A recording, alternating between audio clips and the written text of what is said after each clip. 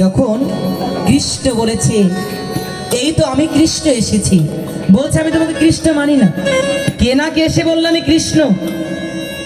তুমি যদি কৃষ্ণ হও তবে তোমার পিতা মাতাকে এনে দেখাও। যদি ভক্তজন ভক্তের কপটতা একটু দেখবেন, যে ভক্ত কত বড় চতুর। জটা বাবা বলছেন তুমি কৃষ্ণ, হ্যাঁ আমি মানবো, কিন্তু যশোদা আর নন্দরাজকে এনে দেখাও। কি ভগবানকে একদম কলের মধ্যে ফেলেছে না? বলছে যাক, শ্রীমতী রাধারানী যখন আমাকে বলেছে তোমাকে মুক্ত করতে হবে, যদি আমার পিতামাতাকে আনতেও হয় আমি নিয়ে আসবো। কি করেছে জানো? কৃষ্ণ চলে গেছে তার মায়ের কাছে আর পিতার কাছে। বলছে চলো। বলছে কেন আবার? এখন আবার তোর কিসের কাজ? বলছে মা, জগতের সব কাজ ভুল হতে পারে, অপেক্ষা করতে পারি, কিন্তু ভক্ত বিপদে পড়লে আমি এক মুহূর্ত অপেক্ষা করতে পারি না, চলো যেতে হবে। আর কিছু না বলে নন্দরাজ আর যশোমতি এসেছেন। কৃষ্ণ বলছে কই গো? এই দেখো আমার মাকেও এনেছি, পিতাকেও এনেছি। বলছে শোনো, তোমাকে আমি এখনো কৃষ্ণ মানি না। বলছে কেন? বলছে দেখো না, জগতে 500-1000 টাকা যদি কেউ ভাড়া দেয়, ওই কত সাজানো বাবা মাও তো পাওয়া যায়। হ্যাঁ, অভিনয় করতে কি লোকজন পাওয়া যায় না? জটা বাবা বলছেন আমি এখনো পর্যন্ত তোমাকে কৃষ্ণ মানি না। কত বড় প্রেম থাকলে কৃষ্ণ সম্মুখে কৃষ্ণকে বলা যায় আমি এখনো তোমাকে কৃষ্ণ মানি। হরিনাম কৃষ্ণ নাম বড়ই মধুর, যে জনা কৃষ্ণ ভজে সে বড় চতুর। জটা বাবার মনে মনে চিন্তা, ও কৃষ্ণ, আমি আজকে যেমন করে তোমাকে পেয়েছি, হয়তো আমি জীবনে আর কোনোদিন তোমাকে এমন করে কাছে পাবো না। তাই আমি দেখতে চাই তোমার মতন কৃষ্ণকে জগতে কেমন পিতামাতা তোমাকে জগতের বুকে এনেছে, আমি সেই পিতামাতাকে দেখতে চাই। নিয়ে আসো তোমার পিতামাতাকে। জটা বাবা বলছেন, মনে মনে বলছেন কৃষ্ণ তুমি তোমার পিতামাতাকে এনেছো, আমি ধন্য। কেন জানো? এই জগৎ যার গর্ভে ধারিত হয়, প্রতিটি লোমকূপের মধ্যে যার অনন্ত কোটি বিশ্ব ব্রহ্মাণ্ড রয়, এই জগতে কত বড় ভক্ত পিতামাতা হলে পরে আমার কৃষ্ণকে জগতে পেটে ধরা যায়। কৃষ্ণ অজন্মা রহিত, তাকে কখনো জন্ম দেওয়া যায় না। তবু আপনারা শুনে দেখবেন লীলাটি, ভগবান শ্রীকৃষ্ণ এই জগতে আসার আগে কিন্তু ওই যে দেবকী মায়ের নাভি কমলে প্রবেশ করে তারপরে জগতের বুকে এসেছিলেন। এসেছিলেন কিনা বাবা?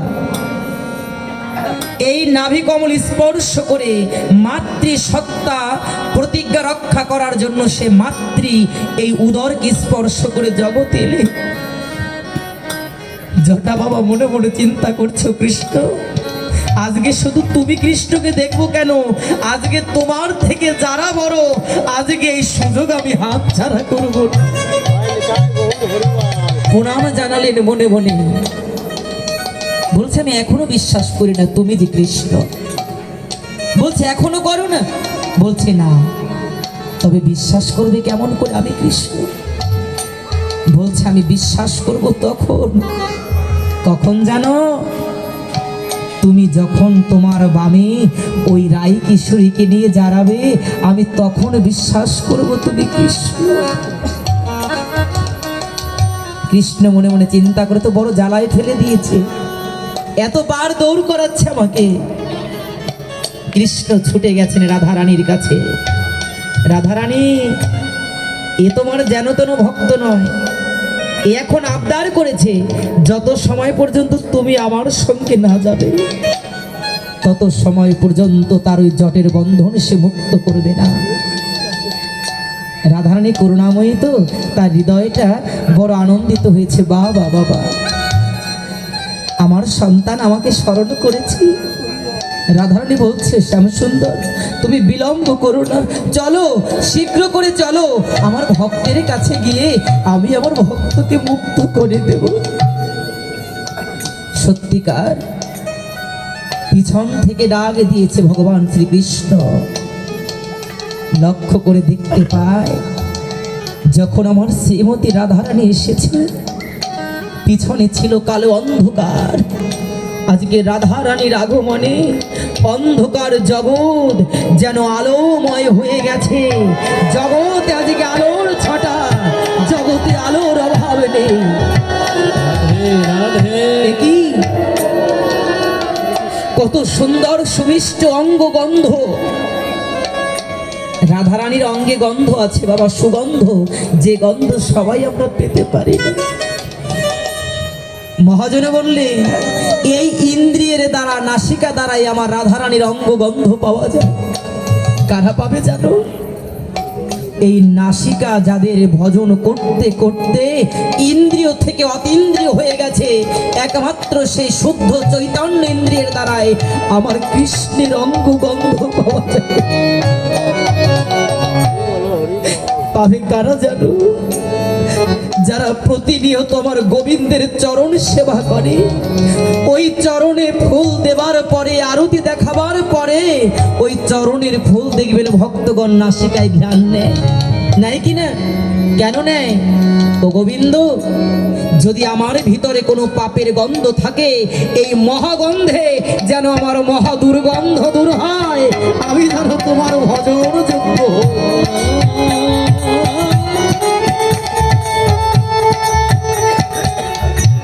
সত্যিকার ভগবান শ্রীকৃষ্ণ কি করেছে জানো বাবা? শ্রীমতী রায় কিশোরীকে বামে নিয়ে দাঁড়িয়েছে, বলছে, ওরে জটা, এই দেখ তোর শ্রীমতী রাধারানীকে আমি বামে নিয়ে দাঁড়িয়েছি, এইবার তুই মন ভরে দেখ। সত্যিকার শ্যাম সুন্দরের বামে যখন রাধারানী দাঁড়িয়েছে যুগল ধরে, আপনাতে এই মস্তকের যে জটে কাটা ছিল, হট করে ওই জটা থেকে মুক্ত হয়ে গেছে। রাধারানী বলছে কি, ও জটা, তুই কি সত্যি কৃষ্ণকে চিনতে পারিসনি বাবা? বলেছে, করুণাময়ী, ও করুণাময়ী, আমি যে কৃষ্ণকে দেখা মাত্রই চিনেছিলাম, তবে তুই যে ওদের পিতামাতাকে আবার আনতে পাঠিয়েছিস। কেন পাঠিয়েছি জানো রাধারানী? আজকে তোমার করুণায় আমি যে শ্যামকে পেয়েছি, আমি যদি এই জগৎ থেকে আগামীকাল চলে যাই, আমি পরবর্তী জন্মে আবার যে শ্যামের চরণ পাবো, সেই কথা তো গ্যারান্টি দিতে পারবো না। ও রাধে, আমি কি করেছি জানো? আমি এই সুবর্ণ সুযোগকে হাতছাড়া করতে চাইনি। কেন জানো? এমন সুন্দর দিন, এমন সুন্দর সুযোগ প্রত্যেক দিনই কোনো ভক্তের জীবনে হয়তো আসে না। যদি কখনো কারো জীবনে এমন সুযোগ আসে, আমি জগতের সবাইকে বলতে চাই, ওগো ভক্তগণ, যেদিন তোমরা গোবিন্দের চরণ পাবে, তোমরা মন ভরে গোবিন্দের চরণ খানিকে হৃদয় মন্দিরে ধরে রেখো। এমন দিন আর তোমাদের হবে না। এই তো তোমার পাওয়ার বেলা চলে যায়, পাওয়ার জন্ম চলে যায়। একবার চিন্তা করে দেখো, কত জন্ম তোমার চলে গেছে। নরকের কৃমি কীট হয়ে পড়েছিলে, বৃক্ষরূপে পড়েছিলে, জলের মধ্যে পড়েছিলে। তোমরা সেই জন্মে কৃষ্ণ বলতে পারো, তোমরা সেই জন্মে রাধা বলতে পারো। দেব দুর্লভ মানব জন্মটা দিল কেন? তোমরা অন্যান্য জন্মে যে মধুমাখা কৃষ্ণ নাম করতে পারো, এই মধুর রসনা দিয়ে তোমরা চাইবা মাত্র হরে কৃষ্ণ, হরে কৃষ্ণ, কৃষ্ণ কৃষ্ণ হরে হরে, হরে রাম, রাম রাম হরে হরে। এই মহাভক্ত বলতে পারে হরে কৃষ্ণ। তোমরা যদি আজও সে মধুমাখা কৃষ্ণ নাম না করো, কবে করবে? এই তো তোমার গোনা দিন শেষ হয়ে যাবে। ও রাধারানী, ওই কৃষ্ণ যাকে কৃপা করে সে কি কৃষ্ণকে না চিনে থাকতে পারে? আমি কৃষ্ণ চিনেছিলাম বলেই তো আমি কৃষ্ণের কাছে আবদার করেছিলাম, ও কৃষ্ণ আজকে শুধু আমি তোমাকে একা নয়, আমি তোমার ভাবে রাই কিশোরীকে দেখতে চাই, আমি যুগল দেখতে চাই। বলো, এটা কি আমার অপরাধ?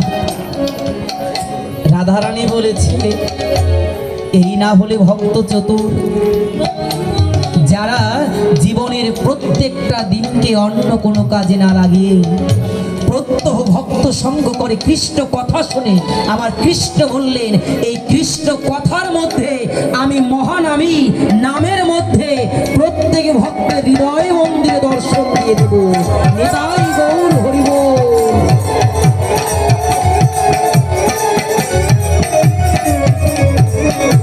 রাধারানী করুণা করলেন, কৃপা করলেন, ভক্ত মুক্ত হয়ে গেল। রাধারানী করুণা করে ভক্তকে আশীর্বাদ করলেন, বাবা এই জগতের বুকে যারা নামকে, নামের প্রতি এত দৃঢ়ভাবে প্রতিজ্ঞাবদ্ধ থাকে, বিশ্বাস রাখে, তোকে আশীর্বাদ করছি। শুধু তুই নয়, তোর মতন এমন বিশ্বাস ভক্তি নিয়ে যারাই আমাকে স্মরণ করবে, মহা বিপদে পড়লেও তাদেরকে মুক্তি দেওয়ার জন্য আমি যুগল বেশে সেই ভক্তের হৃদয় মুক্তিতে দাঁড়াবো।